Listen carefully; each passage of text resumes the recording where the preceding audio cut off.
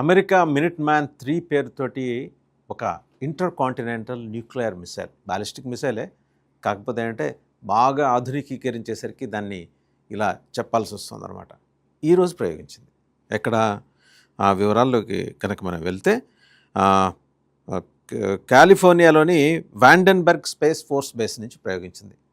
ఇంతకుముందు ఈ సిరీస్లో ఇది ఎన్నోదంటే మినిట్ మ్యాన్ సిరీస్లో 1, 2 ఆల్రెడీ ఉన్నాయి, 3 కూడా ఎగ్జిస్టింగ్లో ఉంది.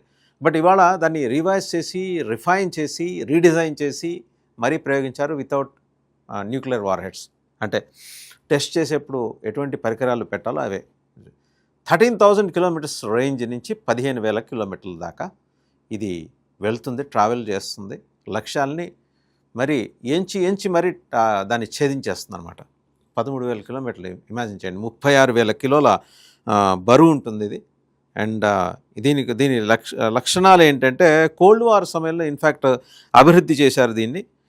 సోవియట్ యూనియన్ దాడి చేస్తే కనుక వెంటనే ప్రతిదాడి చేయడం కోసం అని చెప్పి. మినిట్ మ్యాన్ 3 ఇప్పటికే ఉంది, ఎగ్జిస్టెన్స్లో ఉంది. ఒకసారి మినిట్ మ్యాన్ 1 ఎప్పుడు చేశారంటే 1962లో కమిషన్ అయితే 69 వరకు ఉంది. మినిట్ మ్యాన్ 2 65 నుంచి 1994, మినిట్ మ్యాన్ 3 1970 నుంచి ఇప్పటి వరకు ఉంది.